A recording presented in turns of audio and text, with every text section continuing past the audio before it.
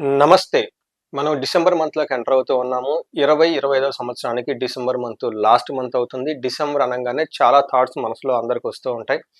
ఫస్ట్‌ది ఇది year end month కాబట్టి మనకి అంతర్మథనం, ఇంట్రోస్పెక్షన్ అని మనం అనొచ్చు. ఎలా ఉంది హోల్ ఇయర్ అంతా లాస్ట్ ఇయర్‌తో కంపేర్ చేస్తే ఎలా ఉంది? ఎన్ని అప్స్ ఉన్నాయి? ఎన్ని డౌన్స్ ఉన్నాయి? మంచేంటి? చెడేంటి? అని మనం రివ్యూ చేసుకునే ఒక బెస్ట్ మంత్ ఈ మంత్.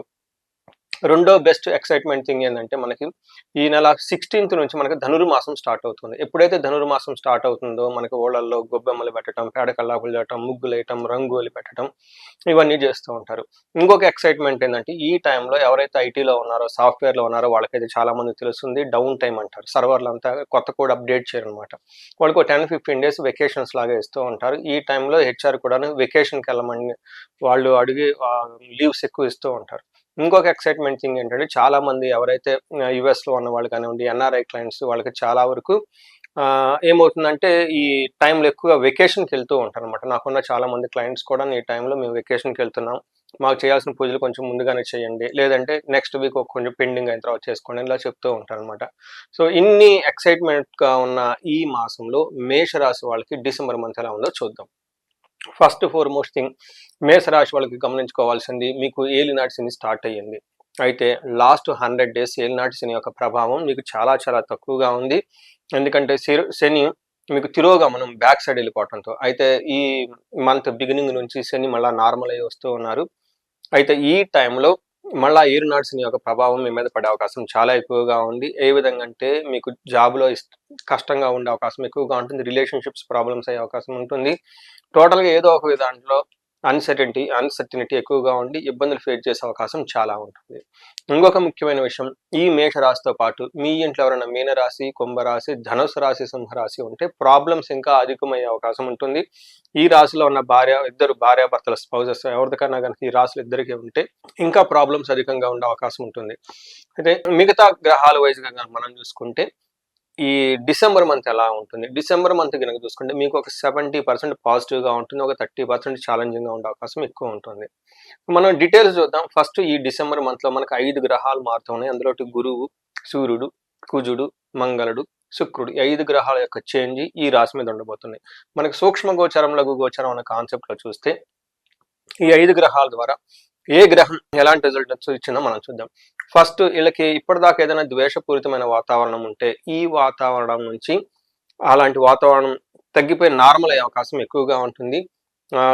వీళ్ళకి కుజుడు కొంచెం శారీరకంగా ఇబ్బంది పెట్టే అవకాశం ఎక్కువ ఉంటుంది. బుధుడు వల్ల పుత్ర లాభం, అర్ధలాభం అని చెప్తూ ఉంటారు. ఈ పిల్లల ద్వారా కానివ్వండి, ధనధాన్యం వీటి వాటికి సంబంధించి మంచి ఉండే అవకాశం ఎక్కువ ఉంటుంది. లాస్ట్ అండ్ మోస్ట్ ఇంపార్టెంట్ శుక్రుడు వాళ్ళకి సంపదలు వచ్చే అవకాశం ఎక్కువగా ఉంటుంది. లేదంటే అట్లీస్ట్ ఇప్పటిదాకా ఎక్కడైనా మనీ ఫ్లో ఆగుంటే ఈ టైంలో మనీ ఫ్లో ఎక్కువయ్యే అవకాశం ఉంటుంది. ఇది మనకు సూక్ష్మంగా హోల్ మంత్ ఎలా ఉందో మనం తెలుసుకోవచ్చు. నెక్స్ట్ ఇప్పుడు ప్రతి గ్రహం ముఖ్యంగా 3 ముఖ్యమైన గ్రహాలు కుజుడు, సూర్యుడు, శుక్రుడు ఎలా ఉన్నారో మనం చూద్దాం. ఇందులో సూర్యుడు గనక చూసుకుంటే వీళ్ళకి 9వ స్థానంలో ఉన్నారు. ఇది మిక్స్డ్ రిజల్ట్ ఇస్తుందని మనం చెప్పుకోవచ్చు. బట్ ఓవరాల్‌గా సూర్యుడు గనక చూసుకుంటే మంచి చేస్తున్నాడు అని చెప్పుకోవచ్చు. అంటే ఎక్కువగా మంచి శాతం చేస్తున్నాడు. కొంచెం ఇబ్బందులు పెట్టే పరిస్థితులు కూడా ఉన్నాయి. మనకి మహర్షులు సంస్కృతంలో ఏం చెప్తారంటే సూర్యుడు మనకి 9వ హౌస్‌లో ఉంటే నిందాపరాధ, కలహం, నిర్దోషచ్చ, ధనక్షయం, పుణ్యలాభార్థ నాశనాచ, విరోధో నవమే భవేత్ రవి అని చెప్తారు. అంటే 9వ ఇంట్లో గనక సూర్యుడు ఉంటే వీళ్ళకి నిందాపరాధ అంటే వీళ్ళకి ఎలాంటి తప్పు లేకపోయినా నిందలు వచ్చే అవకాశం ఎక్కువగా ఉంటుంది. వీళ్ళు నిర్దోషి కానీ వీళ్ళు దోషి, గిల్టీ ఫెలో అనే ఒక ముద్రపడే అవకాశం ఎక్కువగా ఉంటుంది. డబ్బును కోల్పోయే అవకాశం ఎక్కువ ఉంటుంది. అంతేకాకుండా వీళ్ళకి పుణ్య లాభార్థం మంచి ఉద్దేశంతో ఏదైనా గనక పని చేస్తే అందులో నష్టం వచ్చే అవకాశం ఎక్కువగా ఉంటుంది. సో ఇవన్నీ మనం గనక చూసుకుంటే కొంచెం మీ తప్పు లేకపోయినా మీ మీద ఇబ్బందులు వచ్చే అవకాశం ఎక్కువగా ఉంటుంది. నెక్స్ట్ ఓవరాల్‌గా మంచి జరుగుతుంది సూర్యుడి వల్ల అని మనం గమనించుకోవాలి. నెక్స్ట్ కుజుడు మిమ్మల్ని ఈ డిసెంబర్ మంత్‌లో కొంచెం ఇబ్బంది పెట్టే గ్రహం. ఏ విధంగా అంటే అశనాచ్చ, ధనశూన్యం, శోషణం, దేహపీడనం, స్థాననాశో, విరోధచ్చే, నవమస్తేత్ భవేత్ ధారాసుతే అని చెప్తారు. అంటే ఈ టైంలో ఎవరైనా గనక రియల్ ఎస్టేట్ వాళ్ళు ఉన్న అన్నదమ్ముల మధ్య గొడవలు వచ్చే అవకాశం, ఏదైనా గనక మంచి ఉద్దేశంతో పనిచేస్తే చెడు వచ్చే అవకాశం ఎక్కువగా ఉంటుంది. ఖర్చులు విపరీతంగా పెట్టే అవకాశం ఎక్కువగా ఉంటుంది. ఒక్కోసారి మీకు సరైన టైంకి భోజనం గనక ఇలా శరీరం అంతా వండిపోయినట్లుండే అవకాశం ఉంటుంది. స్థాన నాశనం అంటే మీరు చేస్తున్న పనుల్లో గానివ్వండి, ప్రొఫెషన్‌లో గానివ్వండి, మీకు అనుకున్నంత వృద్ధి లేక, లేదంటే కొంచెం అసంతృప్తిగా ఉండే అవకాశం ఎక్కువగా ఉంటుంది. థర్డ్ గ్రహం మనం చెప్పుకునేది శుక్రుడు. శుక్రుడు 8దో ఇంట్లో ఉండటంతో చాలా మంచి గ్రహం అని చెప్తారు. 8దో ఇంట్లో సూర్యుడు ఉంటే దుఃఖనాశో మహాసౌఖ్యం బంధుమిత్ర సమాగమః రాజదర్శనం అర్ధప్రాప్తి రష్టమస్తైత్ భవేత్ భృగు అని చెప్తారు. అంటే ఈ ప్రకారంలో ఇప్పటిదాకా ఏదైనా విషయం మీరు దుఃఖంగా ఉంటారు, దుఃఖం పోయే అవకాశం ఎక్కువగా ఉంటుంది. మహాసౌఖ్యంగా ఉంటారు, బంధువులతోటి మిత్రులతోటి చక్కగా కలిసి ఉంటారు. రాజదర్శనం ఈ టైంలో మీరు హైఫై ఆఫీషియల్‌ని కలవటము, గవర్నమెంట్ ఆఫీషియల్‌ని కలవటం, వాళ్ళ ద్వారా గనక ఏదైనా పెండింగ్‌లో పనులుంటే ఈ పనులన్నీ ఇప్పుడే అయిపోయే అవకాశం ఎక్కువగా ఉంటుంది. ఇవి ఓవరాల్‌గా గనక చూసుకుంటే టైంలో ఫుడ్ తినటానికి చక్కగా ఉంటుంది. అంటే ఇక్కడ మీకు సూర్యుడు మంచి రిజల్ట్ ఇస్తున్నాడు, శుక్రుడు మంచి రిజల్ట్ ఇస్తున్నాడు, బుధుడు మంచి రిజల్ట్ ఇస్తున్నారు. ఒక్క కుజుడు మాత్రం సరైన మంచి రిజల్ట్ ఇవ్వటం లేదు. ఆల్మోస్ట్ మీకు 70% బాగుంటుందని తెలుసుకోవాలి. సో ఇవన్నీ మనకి ఎక్కడెక్కడ మేజర్ గ్రహాలని, వాటి వల్ల ఉపయోగం, ప్లస్ మైనస్ పాయింట్ మనం తెలుసుకున్నాం. ఇప్పుడు మనం గనక చూసుకుంటే నక్షత్రం ప్రకారం ఎలా ఉంటుంది. మనకి అంగగోచరం అనే ఒక కాన్సెప్ట్ మహర్షులు ఇచ్చారు. మన జ్యోతిష శాస్త్రంలో వెరీ వైడ్‌గా డిస్కస్ చేయబడింది. నక్షత్రం వైజ్ ఎలా ఉంటుందో. అశ్విని నక్షత్రం వాళ్ళకి రాజ్య లాభము, ప్రమోషన్స్ వచ్చే అవకాశం ఉంటుంది. వస్త్ర లాభం, షాపింగ్ చేసే అవకాశం ఉంటుంది. అయితే 2 ఛాలెంజెస్ ఉన్నాయి. ఒకటి దరిద్రము, అతి భయము. ఈ టైంలో చిన్న చిన్న వాటికి అతిగా భయపడే అవకాశం ఎక్కువగా ఉంటుంది. రెండోది ఫైనాన్షియల్‌గా క్రైసిస్ వచ్చే అవకాశం ఎక్కువగా ఉంటుంది. ఏదైనా వెకేషన్ గాని ఎక్కడైనా ప్లాన్ చేసుకున్నప్పుడు సరైన ఫైనాన్స్ అందుబాటులో విధంగా ప్లాన్ చేసుకోండి. నెక్స్ట్ భరణి నక్షత్రం వాళ్ళకి లాభప్రదంగా ఉంటుంది. ప్రమోషన్స్ వచ్చే అవకాశం ఎక్కువగా ఉంటుంది. రాజ్య లాభము, విశేషమైన మీకు ఈ టైంలో ప్రమోషన్స్ వచ్చే అవకాశం ఎక్కువగా ఉంటుంది. హెల్త్ విషయంలో జాగ్రత్తగా ఉండాలి. నెక్స్ట్ అతిగా భయపడే అవకాశం ఎక్కువ ఉంటుంది. కొంచెం ఫైనాన్షియల్ క్రైసిస్ చూపిస్తుంది. నెక్స్ట్ కృతికా నక్షత్రం వాళ్ళకి లాభప్రదంగా ఉంటుంది. ప్రమోషన్స్ వచ్చే అవకాశం ఎక్కువ ఉంటుంది. కొంచెం హెల్త్ విషయంలో జాగ్రత్తగా ఉండాలి.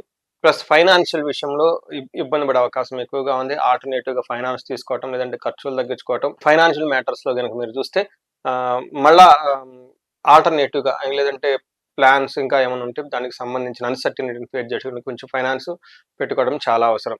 ఇది కాకుండా కృతికా నక్షత్రం వాళ్ళకి కార్యహాని, గాయాలయ్యే అవకాశం ఎక్కువగా ఉంటుంది. భరణి నక్షత్రం వాళ్ళకి కూడా గాయాలయ్యే అవకాశం ఎక్కువ ఉంటుంది. భరణి నక్షత్రం వాళ్ళు కొంచెం ఈ 3 నక్షత్రాలు కొంచెం జాగ్రత్తగా ఉండటం ఎంతైనా అవసరం.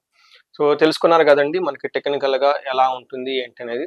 పరిహారాలు గనుక చూసుకుంటే మీరు కుజుడికి కొంచెం బాగా ఇబ్బంది పెట్టే విధంగా ఉన్నారు. కందులు 1 కేజీంబావు గుళ్ళో దానం చేయటం, సుబ్రహ్మణ్యేశ్వర స్వామి గుళ్ళు విజిట్ చేయటం, లేదంటే కనకదుర్గమ్మ గుడికి సంబంధించిన దుర్గాదేవికి సంబంధించిన ఏదైనా గుడులు విజిట్ చేస్తూ ఉంటే చాలా చక్కగా ఉంటుంది. దీనితో పాటు ఈ రాశి వాళ్ళకి ఏలినాటి శని నడుస్తుంది. చాలా ప్రాబ్లమ్స్ ఫేస్ చేసే అవకాశం ఎక్కువగా ఉంటుంది. ఏలినాటి శని ప్రభావంతోటి.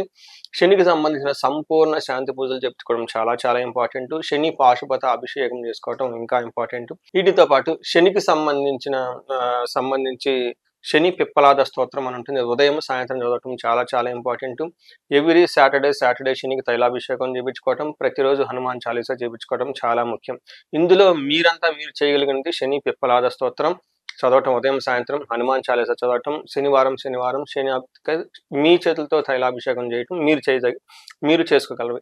మీరు చేయలేనివి మీకు దగ్గరలో ఉన్న బ్రాహ్మణోత్తములు కానీ పండితులు కానీ అప్రోచ్ అయ్యి వాళ్ళ ద్వారా మీరు శనికి సంబంధించిన సంపూర్ణ శాంతి పూజలు చేయించుకోవటం, జపాలు చేయటం, దానం చేయటం, హోమం చేయటం, వీటితో పాటు శని పాశుపత అభిషేకం చేయటం, దక్షిణ కాళీ అమ్మవారి యొక్క మూల మంత్రం ఒక 10,000 సార్లు జపం చేయించడం చేస్తే శనికి సంబంధించిన పీడలు ఎలాంటివి ఉన్నా కానీ పోతాయి.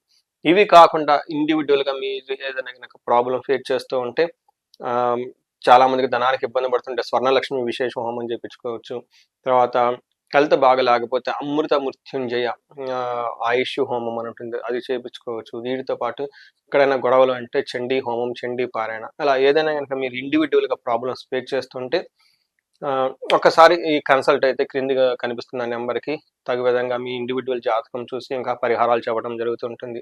సో ఈ రాశి వాళ్ళు ఎన్ని బాధలున్నా గానీ న్యూ ఇయర్ రాబోతుంది కాబట్టి మీకు అష్టైశ్వర్యాలతోటి, భోగభాగ్యాలతో తలతూగుతూ ఉన్నతంగా ఎదగాలని చెప్పేసి నేను కోరుకుంటున్నాను. నమస్తే.